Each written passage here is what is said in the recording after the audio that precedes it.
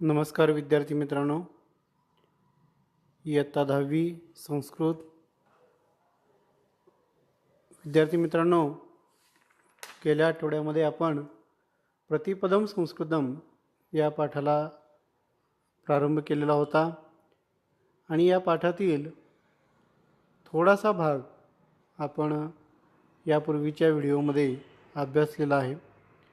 तर हा पाठ आपण अभ्यासत असताना एकंदरीत आपण या पाठामध्ये कोणकोणते मुद्दे पाहिलेले आहेत याचा आढावा घेऊया. बघा, एका विमानतळाच्या वेटिंग रूममध्ये काही लोक बसलेले आहेत. काही लोक या वेटिंग रूममध्ये आपल्या प्रवासाच्या प्रारंभासाठी वाट पाहत आहेत, तर काही प्रवासी हे सुखाने झोपलेले आहेत. काही कॉफी पान करत आहेत, काही पुस्तके वाचत आहेत. तर अशा या वातावरणामध्ये जी काही एक स्त्री संस्कृत सूक्ती संग्रह या नावाचं एक पुस्तक घेऊन बसलेली आहे, ते पाहिल्यानंतर एका व्यक्तीला राहवलं नाही आणि त्या व्यक्तीने विचारलेलं आहे की आपण संस्कृत भाषा शिकविता का. त्यावरती स्त्री म्हणते की नाही. मग तो मनुष्य म्हणतो की तुमच्याजवळ हे जे काही सुभाषित संग्रहचे पुस्तक आहे, हे पुस्तक पाहिल्यानंतर मला असं वाटलं की कदाचित तुम्ही संस्कृत शिकवत असावा. तेव्हा ती स्त्री म्हणते की हो, असं का. पण जरी मी संस्कृत शिकवत नसले तरी या पुस्तकाचा माझ्या कार्यक्षेत्राशी संबंध आहे. तेव्हा ती व्यक्ती म्हणते की असे कोणत्या क्षेत्रामध्ये आपण कार्यरत आहात. मग त्या महिलेनं सर्व काही हकीकत सांगितलेली आहे की ती एक व्यवस्थापन प्रशिक्षिका आहे आणि तिला असं कळलेलं आहे की रामायण, महाभारत, किरातार्जुनीय, रघुवंश इत्यादी जे पुष्कळ श्लोक आहेत, या ग्रंथामध्ये जे पुष्कळ श्लोक आहेत, तर हे श्लोक व्यवस्थापन शास्त्राची जी मूलतत्व आहेत, ही तत्व अगदी दृष्टांतासहित सांगतात. त्यामुळे हे सर्व संस्कृत ग्रंथ हे आपल्यासाठी अत्यंत महत्त्वाचे आहेत असं तिचं मत आहे. आणि व्यवस्थापनाचे प्रशिक्षण देत असताना काव्य माध्यमातून, साहित्यातून ते सांगितलं जात असल्याकारणानं अधिक सोपं होतं, मुलांना विषय चांगल्या पद्धतीनं समजतो. त्यामुळेच मी ही पद्धत स्वीकारलेली आहे असं त्या महिलेनं सांगितलेलं आहे. आणि त्यासाठीच म्हणून मी पुन्हा एकदा संस्कृत भाषेच्या आणि संस्कृत काव्य इत्यादींच्या अध्ययनास सुरुवात केलेली आहे असं या महिलेनं आपल्या बद्दल सांगितलेलं आहे. आता यावरती पुढं काय चर्चा झालेली आहे पाहूया. महोदय, अहो आश्चर्यम शालायाः अनन्तरं खंडितं मम संस्कृताध्ययनं तदपि अधुनैव पुनः आरब्धम. अहो, खरोखरच आश्चर्य आहे. शालायाः अनंतरम म्हणजे शाळेनंतर, खंडितं मम संस्कृताध्ययनं, संस्कृतचं अध्ययन माझं खंडित झालेलं आहे, थांबलेलं आहे. तदपि तत् अधिक अपि तरी देखील, अधुनैव अधुना अधिक एव आत्ताच, पुन्हा आरब्धम पुन्हा सुरुवात करतो. आता तुमच्या या अभ्यासावरून, तुमच्या या पुस्तक वाचनावरून मला देखील जाणीव झालेली आहे की तुम्ही एक व्यवस्थापन प्रशिक्षिका म्हणून काम करत आहात, पण तरी देखील संस्कृत ग्रंथांचा तुम्ही अभ्यास करत आहात. हे बघून मला पटलेलं आहे की संस्कृत भाषेचा उपयोग हा केवळ संस्कृत शिकण्यासाठी किंवा संस्कृत जाणून घेण्यासाठी होत नसून संस्कृत भाषेचा त्या विषयाचा उपयोग आपणाला कोणत्याही कार्यक्षेत्रामध्ये होऊ शकतो. जसं की आता आपण पाहिलं की एक व्यवस्थापन प्रशिक्षिका म्हणून काम करणाऱ्या महिलेनं संस्कृत ग्रंथांचा अभ्यास तिच्यासाठी किती महत्त्वाचा आहे हे सांगितलेलं आहे. आता त्याच्यावरती महोदया काय म्हणते, कथम बघा कसे तुम्ही पुन्हा संस्कृतच्या अध्ययनास सुरुवात केलेली आहे. महोदय, वस्तुतः अहम वाणिज्यशाखायाः स्नातकः. महोदय म्हणतात की खरं पाहिलं तर मी वाणिज्य शाखेचा विद्यार्थी. स्नातकः म्हणजे पदवीधर. तर खरं पाहिलं तर मी वाणिज्य शाखेचा पदवीधर आहे. विधिशाखायाः पदवी अपि प्राप्ता मया. मी विधी शाखेची देखील पदवी प्राप्त केलेली आहे. सांप्रतम बहुराष्ट्रीय संस्थायां विधिविमर्शकरूपेण कार्यं करोमि.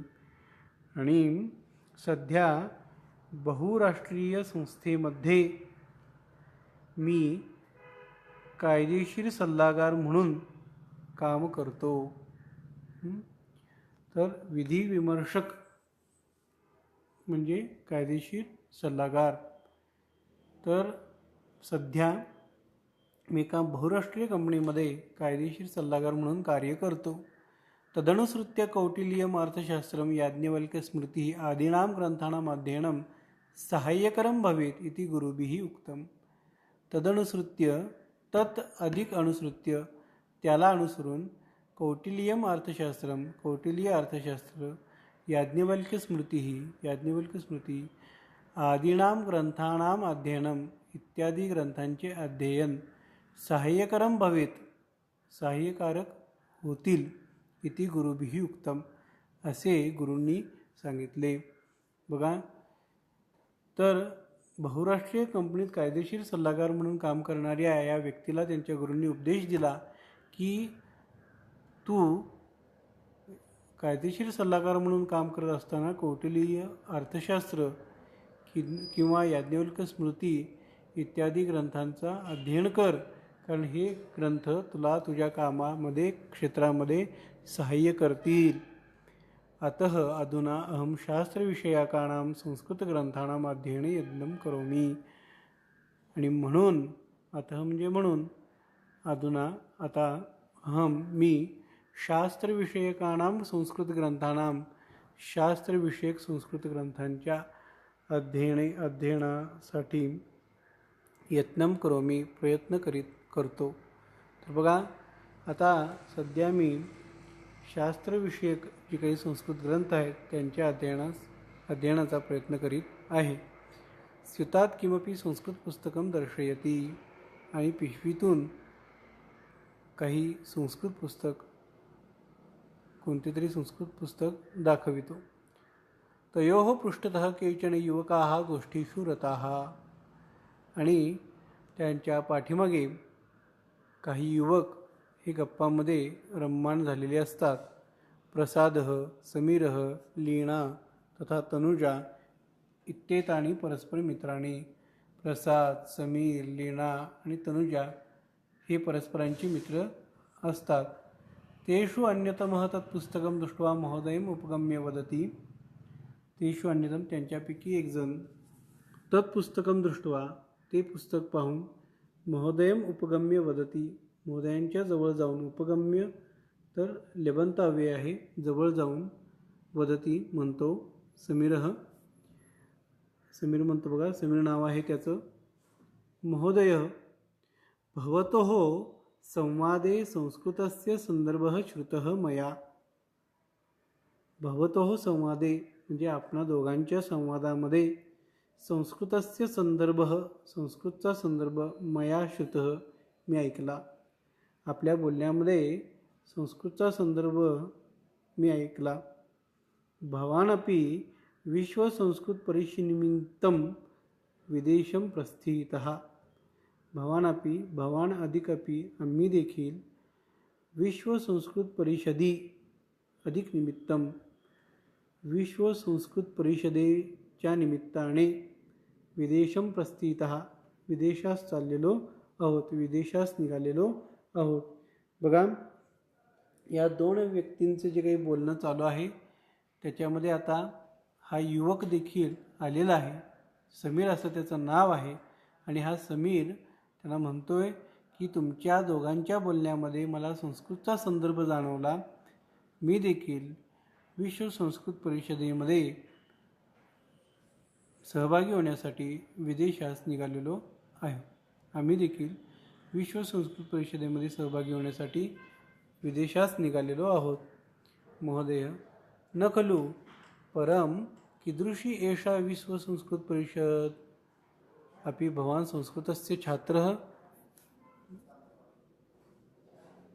खरोखरच, परंतु परम कीदृशी एषा विश्व संस्कृत परिषद, परंतु ही विश्व संस्कृत परिषद कशा प्रकारची आहे? अपि भवान संस्कृतस्य छात्रः? आपण संस्कृतचे विद्यार्थी आहात का? समीरः: आम, हो. अहम IIT अर्थात भारतीय प्रौद्योगिकी संस्थानम इत्यत्र संगणक अभियांत्रिकी इति विषयस्य छात्रः. मी IIT अर्थात भारतीय प्रौद्योगिकी संस्थान या ठिकाणी संगणक अभियांत्रिकी विषयाचा विद्यार्थी आहे. तत्र छात्राः संस्कृतमपि पठितुं शक्नुवन्ति. तेथे विद्यार्थी संस्कृतसुद्धा शिकू शकतात. पठितुं शक्नुवन्ति. पठितुं हे तुमंतव्य आहे, म्हणजे आणि शक्नुवन्ति शक क्रियापद आहे. तर वाचू शकतात, शिकू शकतात. संस्कृतम अधिकापि संस्कृतसुद्धा शिकू शकतात. अष्टाध्यायी इति व्याकरणशास्त्रविषयकः ग्रंथः पाठ्यते तत्र मानव्यविद्याविभागे. अष्टाध्यायी हा व्याकरणशास्त्रविषयक ग्रंथ तत्र तेथे मानव्य विद्या विभागे म्हणजे मानव्य विद्या विभागात पाठ्यते शिकविला जातो. अष्टाध्यायी हा व्याकरणशास्त्र विषयक ग्रंथ हा तिथल्या मानव्य विद्या विभागामध्ये शिकविला जातो. अहम संस्कृत व्याकरणम संगणकशास्त्रम च इति विषयम अधिकृत्य संशोधनम करोमि. मी संस्कृत व्याकरण आणि संगणकशास्त्र या विषयांना अनुसरून संशोधन करत आहे. तद्विषयकं शोधनिबंधं प्रस्तुतम अहम परिषदी निमंत्रितः. त्याविषयीचे जे काही शोधनिबंध आहे ते शोधनिबंध सादर करण्यासाठी प्रस्तुतुम म्हणजे सादर करण्यासाठी तुमंतव्य आहे. सादर करण्यासाठी मी परिषदी निमंत्रितः या परिषदेमध्ये निमंत्रित झालेलो आहे. म्हणजे मला त्यासाठी निमंत्रित करण्यात आलेलं आहे. म्हणजे बघा, समीर नावाचा हा विद्यार्थी जो आहे तो IITमध्ये म्हणजे भारतीय प्रौद्योगिकी संस्था या ठिकाणी संगणक विषयाचा तो विद्यार्थी आहे. आणि या IITमध्ये संस्कृत देखील विद्यार्थी शिकू शकतात. तिथल्या मानव्य विद्या विभागामध्ये अष्टाध्यायी हा व्याकरणशास्त्र विषयक संस्कृत ग्रंथ शिकविला जातो. आणि हा समीर नावाचा जो विद्यार्थी आहे हा संस्कृत व्याकरण आणि संगणकशास्त्र या दोन विषयांना अनुसरून संशोधन करत आहे. आणि त्याविषयीचा जो काही शोधनिबंध आहे तो सादर करण्यासाठी तो त्या परिषदेला चाललेला आहे. महोदया, अहो आश्चर्यं तंत्रज्ञानसंस्थायां संस्कृतस्य अध्ययनं. बघा, ती महिला म्हणते किती आश्चर्य आहे बघा, तंत्रज्ञानाची ही संस्था पण याच्यामध्ये देखील संस्कृत शिकवलं जातं किंवा संस्कृतचं अध्ययन असतं. महोदय, तर ते महोदय म्हणतात, महाविद्यालये संस्कृताध्ययनं केवलं कलाशाखायाः छात्राः कुर्वन्ति इत्यासीत मे मतिः. बघा, ते महोदय म्हणतात की महाविद्यालयामध्ये संस्कृतचं अध्ययन हे केवळ कला शाखेचे विद्यार्थी करतात असे माझे मत होते. इत्यासीत, इति अधिक आसीत, असे मे मतीही आसीत, माझे मत होते. महाविद्यालयामध्ये संस्कृतचं अध्ययन केवळ कला शाखेचे विद्यार्थी करतात असे माझे मत होते. तर बघा, आपण पाहिलं की सुरुवातीला त्या महिलेनं म्हणजे व्यवस्थापन प्रशिक्षिका म्हणून काम करत असताना संस्कृतचा अध्ययन, संस्कृतचा अभ्यास हा किती पूरक आहे, महत्त्वाचा आहे, आपणाला उपयोगी आहे या संदर्भात सांगितलेलं आहे. यानंतर त्या व्यक्तीनं देखील संस्कृत भाषेबद्दल बोलताना म्हटलेलं आहे की ते स्वतः वाणिज्य शाखेचे पदवीधर आहेत आणि विधी शाखेतील पदवी देखील त्यांनी मिळवली आहेत, पण तरी देखील एका बहुराष्ट्रीय कंपनीमध्ये कायदेशीर सल्लागार म्हणून काम करत असताना त्यांनी संस्कृत ग्रंथांचा अभ्यास करण्यास सुरुवात केलेली आहे. कारण त्यांच्या गुरूंनी त्यांना सांगितलं आहे की तुम्ही जर कायदेशीर सल्लागार म्हणून यशस्वी होणार असाल तर त्यासाठी कौटिल्य अर्थशास्त्र, याज्ञवल्क्य स्मृती यासारख्या ग्रंथांचा अभ्यास करा. त्यानंतर हा जो त्यांचा त्या दोन व्यक्तींचा संवाद ऐकून समीर नावाचा एक तरुण मुलगा त्या संवादामध्ये सामील झालेला आहे. तो देखील म्हणतो की मी IIT शिकत आहे, पण या IITमध्ये देखील संस्कृत शिकवलं जातं आणि संस्कृत भाषा म्हणजे संस्कृत भाषेतील जे व्याकरण आहे, हे व्याकरण आणि संगणकशास्त्र या दोन विषयांना अनुसरून समीर नावाचा हा विद्यार्थी संशोधन करत आहे आणि ते संशोधन किंवा ते काही शोधनिबंध आहे, ते शोधनिबंध तो आंतरराष्ट्रीय जे काही संस्कृत परिषद आहे, या आंतरराष्ट्रीय संस्कृत परिषदेमध्ये तो शोधनिबंध सादर करण्यासाठी निघालेला आहे. तर या तीन व्यक्तींचे जे काही संवाद आहेत, हे तिन्ही व्यक्तींचं जर आपण क्षेत्र पाहिलं तर ते क्षेत्र हे वेगवेगळं आहे आणि या वेगवेगळ्या अशा क्षेत्रांमध्ये देखील संस्कृत भाषेचा किती उपयोग होत आहे, किती उपयोग होत आहे म्हणण्यापेक्षा संस्कृत भाषा ही या सर्व क्षेत्रांना किती महत्त्वपूर्ण आहे हे आपणाला यामधून जाणवलेलं असेल. तर आपण आता इथं पाहिलं की या तिन्ही लोकांचे क्षेत्र वेगवेगळे असले तरी देखील संस्कृत भाषा ही त्यांना त्यांच्या क्षेत्रामध्ये पूरक ठरत आहे, महत्त्वपूर्ण ठरत आहे. त्यामुळं आपलं क्षेत्र कोणतंही असो, पण जर आपणाला संस्कृत भाषा अवगत असेल तर आपणाला आपल्या क्षेत्रामध्ये उत्तम कामगिरी करता येते, चांगलं कौशल्य प्राप्त करता येतं आणि चांगल्या पद्धतीने आपला विकास करून घेता येतो. हे या तीन लोकांच्या संवादामधून आत्तापर्यंत जाणवलेलं आहे. या पाठातील जो पुढील भाग आहे तो आपण पुढच्या आठवड्यामध्ये पाहूया. धन्यवाद. भेटूया पुढच्या आठवड्यात.